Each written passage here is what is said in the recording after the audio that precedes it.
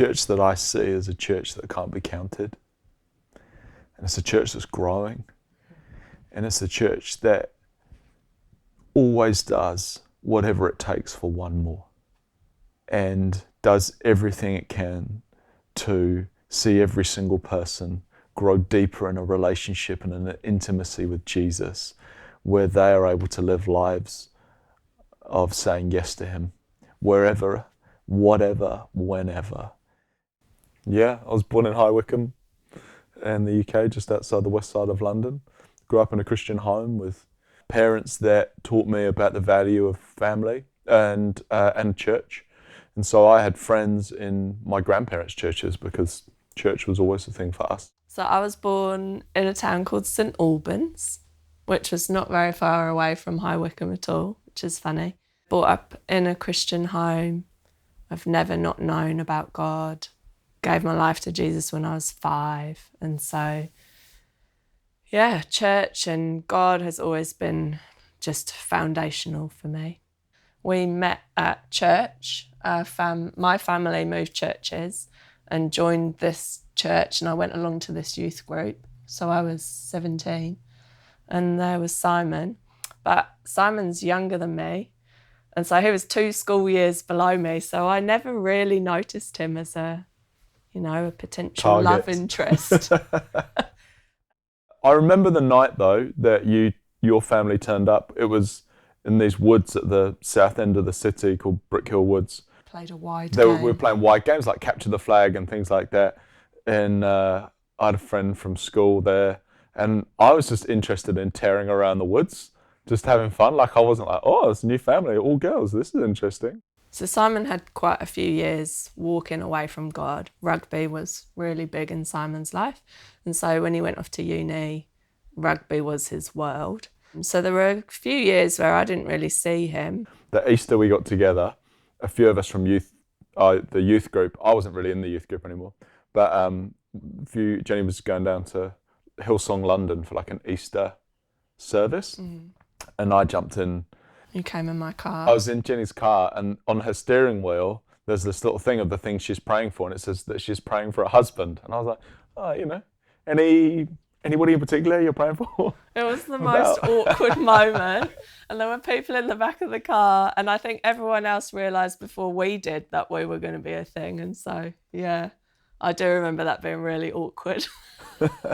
But Jenny was just somebody who was going somewhere, and I was like, oh, this is a cool person to be around.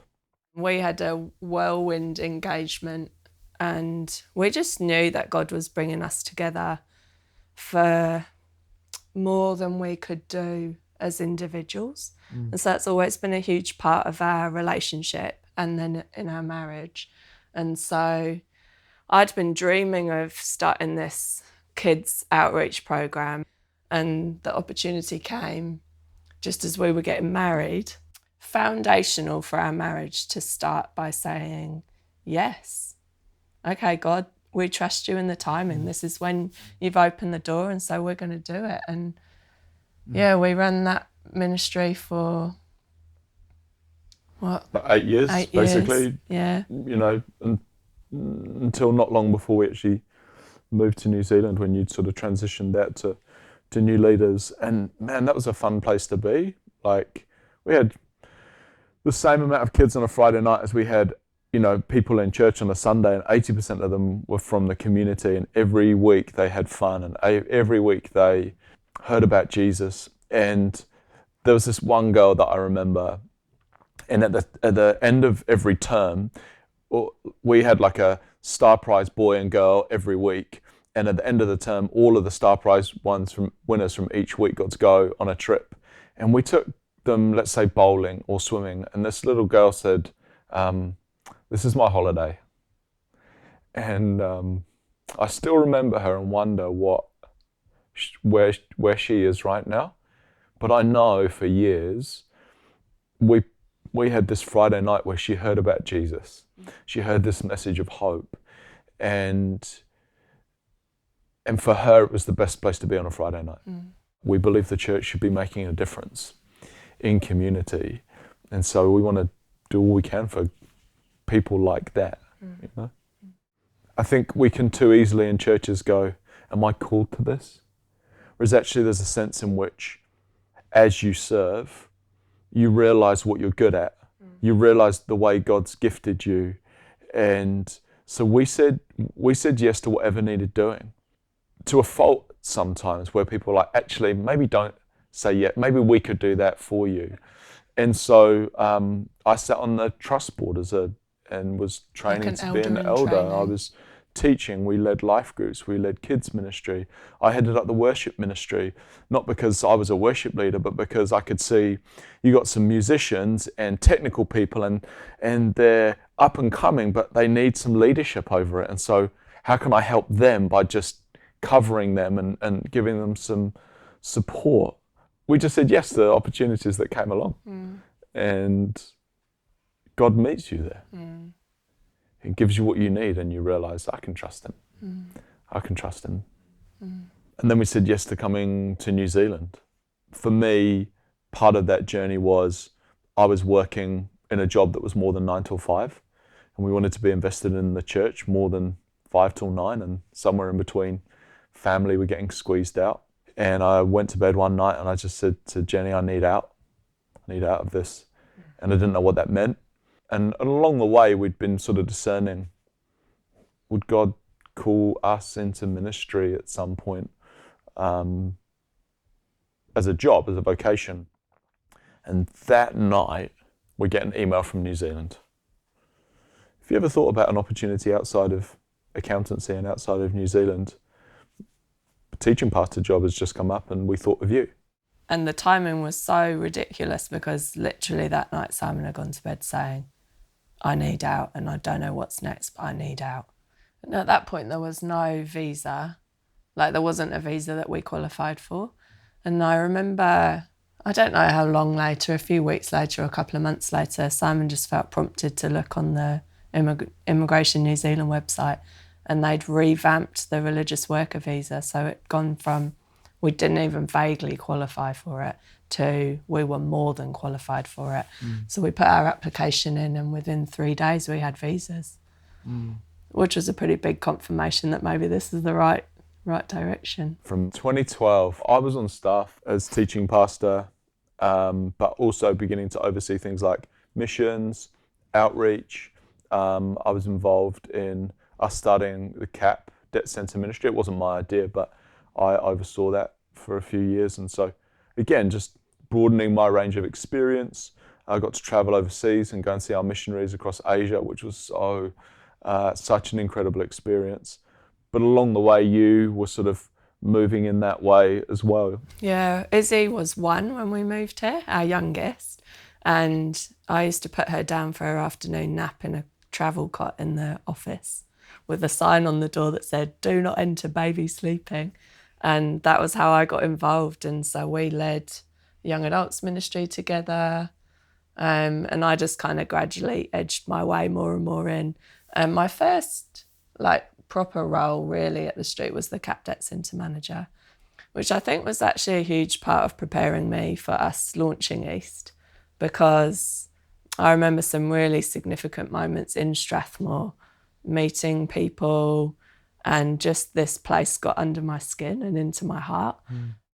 At that time, we realised we're a regional church and people are travelling out of their communities to come to this big place on a Sunday. And it's actually pretty hard, it can be challenging to invite your friends to that.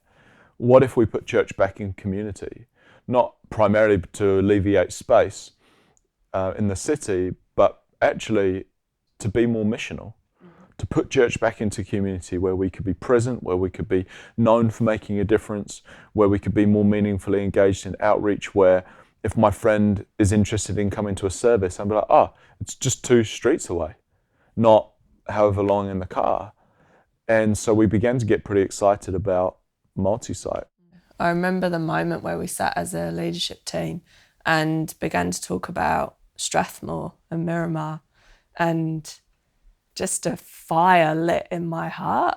And it was like from that moment where I hadn't really been interested in us leading a location before, I felt, but there, I would 100% be interested in leading there.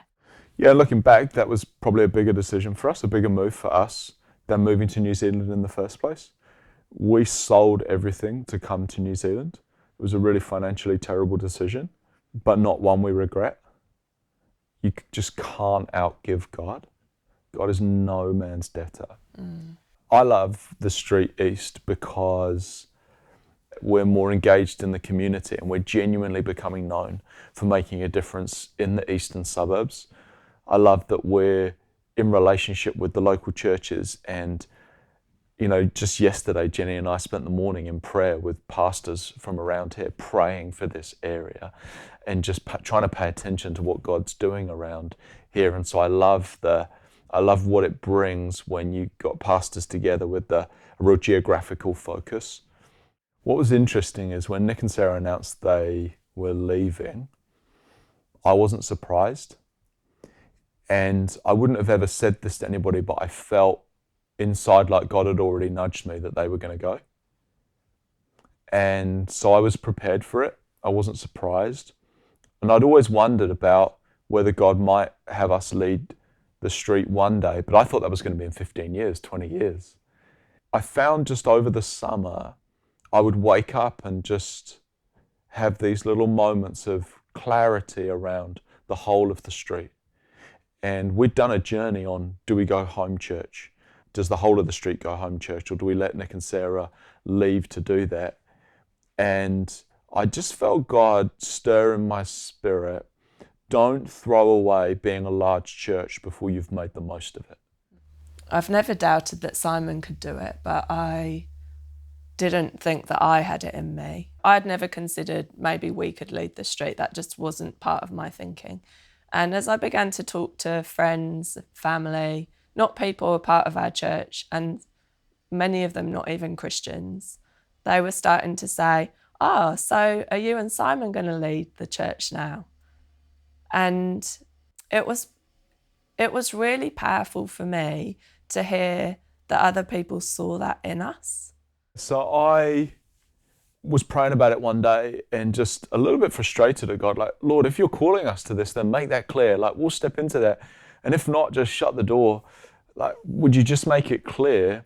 And I just found Proverbs 15 drop into my heart that through many counselors, good decisions are made, is that sort of sense. And I just felt it was like God saying to me, I've given you some wise people around you, reach out to them. And so I grabbed a coffee with Nick Field and talked about it. I reached out to a friend of mine that some people would know, Johnny Russ in Aussie, and also a friend of mine in the UK who's really prophetic. I just said to him, hey Sam, if God gives you anything for us, I'd love to just have that conversation. And he said, I felt God just give me something yesterday. I was wondering who it was for, let's talk. And he just talked through Exodus 3 with me, where Moses meets God at the burning bush and calls him to lead Israel out of Egypt. And he said to me, Simon, how much faith did Moses need to encounter God at the burning bush? And the answer is none. God encountered him. And in my mind, it was like, oh, that's a little bit like me over the summer as God just began to drop things into my heart. I didn't invite it. But then Sam said, how much faith did Moses need to then step into what God was calling him to? The answer is everything. Absolutely everything. And you got this random guy that I speak to every 2 or 3 years share Exodus 3. And with those 2 questions, he spoke directly to where I was at. Lord, I think you're calling me. I didn't invite this. But I'm daunted by the prospect because it's going to require everything. And I need you. We were at a prayer gathering with pastors in the eastern suburbs, and one of them has said a word about Elisha and Elijah, and there was a moment where Elisha, in terms of the succession, had to choose to pick up the mantle, choose to step into that succession. And then somebody else prayed about Joshua, and there's this idea of transition from Moses to Joshua leading in the people into the land that Moses didn't. And then we're at a lead pastor day, and Jerem, who knew nothing about this sort of journey for Jenny and I, just said, Simon, I think God's saying to you that you've been a Timothy and it's time to be a Paul. And we joked, didn't we, about are there any more transitions in the Bible? We decided probably the only other one was John the Baptist to Jesus, which isn't We're not really going there. appropriate. So We're not going there. it kind of, I don't know, we were just paying attention by that point. Yeah.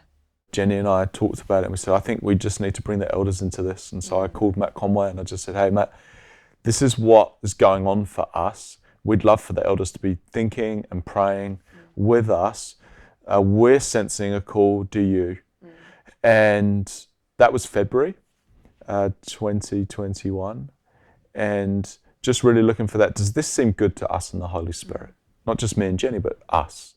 The elders were obviously talking and praying together through that time, right from February onwards, and even before that. Because for them, the thing was, this is the first time we've had to make a call on senior leadership for 24 years. Do we even need senior leadership? Like, what should the nature of that be? We need to think of this carefully before we just rush in and go, oh, let's appoint somebody, or let's find out if anybody's interested. And so that was quite a drawn out process for them. But in the end, the process actually accelerated quite quickly at the end. Jenny and I were invited to go and just share our sense of heart, our sense of call. And that meeting was a real turning point as they got the opportunity to sit there and say, wow, yeah, we think maybe God is in this.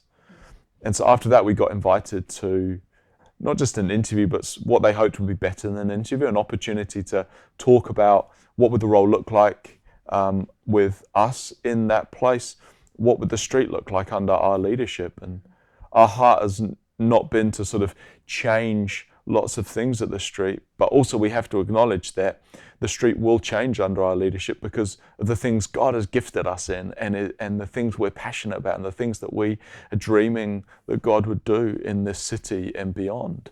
In the car on the way home from that more than an interview, we looked at each other and said, that went really well. Oh no.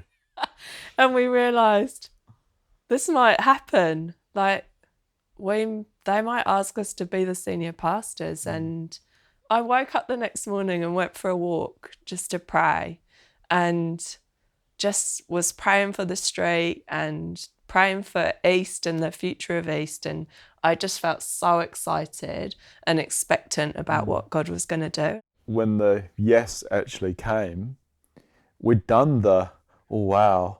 And actually when it came, there was just a peace of, okay, let's go. Yeah. For me, one of the big moments was then picking up a copy of the 100 Years on the Street book. And that book's been around in our home for the last 5 years or however long since it was written. But suddenly it's not burdensome, but you feel the responsibility. That book is full of 100 years of God's story. And we are standing on the shoulders of giants, and standing on the shoulders of generations of prayer and faithfulness and outreach and mission.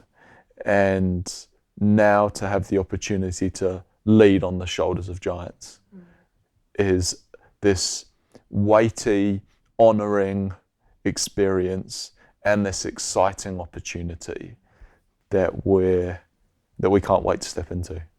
You know, we don't believe we've seen all of what God wants to do through the street yet. There's more to come. And so that's exciting. Oh, for years, I've had the phrase that comes to mind around the street is, surely God has gathered this group of people here for more than this. You look at the caliber of people, the expertise, the experience, the gifting, the faith, you realize God has gathered this group of people for more than this. And that's exciting. I'm excited about the street night because what we're seeing happening in that location is a group of people connected not necessarily by geography but by demographic, are being led by a couple in Tom and Anna who know their people and love their people, and they're beginning to reach the people that only they can reach. I'm excited by the stuff they're doing at uni with the lasagnas at the end of each semester. I love how intentional they are about the way they worship and the way they learn together being relevant for the people that they're trying to reach. I'm so excited about the Street City. It's the first time we've had dedicated pastors. I think Jeremy and Gabby are some of the most gifted pastors I've ever met. I think they are so innovative in their leadership. And I love how there is a growing sense for people of, I'm actually connected to a community and I want to see God do something here, whether it be Karori or the Hut or the western, northern suburbs. And so I'm excited to see what happens when people get together in a local area and say, what if God did something here? What if we got together and prayed here? What if we did outreach together here? One of the first steps for us is just establishing relationship with lead pastors or that leadership team of the street from a different perspective, not one of the team, but now investing in them. As go our lead pastors, so go our locations. And so our love of them, care for them, prayer for them, coaching of them is really important. But also we want to launch more locations. We want the church to be present in suburbs all over this city. And so it's really key that we begin to pay attention to how do we really intentionally raise up more lead pastors so that we can plant more locations. Jenny and I have always been passionate about evangelism, always been passionate about people coming to faith for the first time. There's nothing like that moment where you get to see somebody's eyes, like you can just see it in people's eyes when they come to faith. And I would love every single person at the street to have that experience, to sit across the table from a husband or a wife or a mum or a son or a daughter or a friend or a colleague and see that moment where they believe in Jesus for the first time. What if that was the experience of everybody at the street and people came to faith wherever followers of Jesus are found? We're really passionate about seeing people find fullness in God and what he has for them. And I think not that we get it right all the time, but we've learnt the excitement and the adventure that comes when you do say yes. And that is a habit of your life, of just saying yes to Jesus, whatever he calls you and whatever he calls you to do. God has always cared about the poor and marginalised.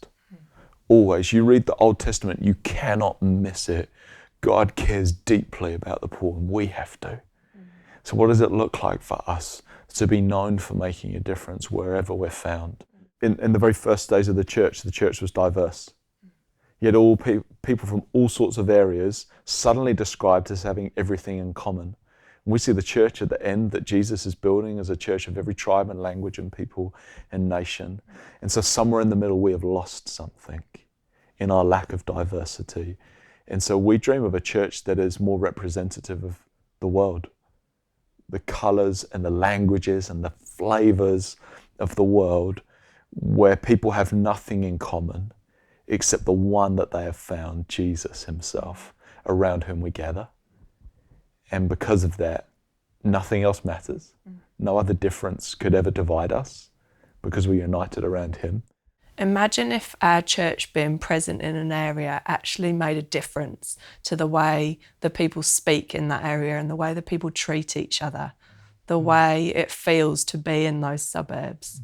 I think that's what we dream of, that our church wouldn't be locked inside walls, but would go beyond the walls to actually make a difference in the lives of people and would change society.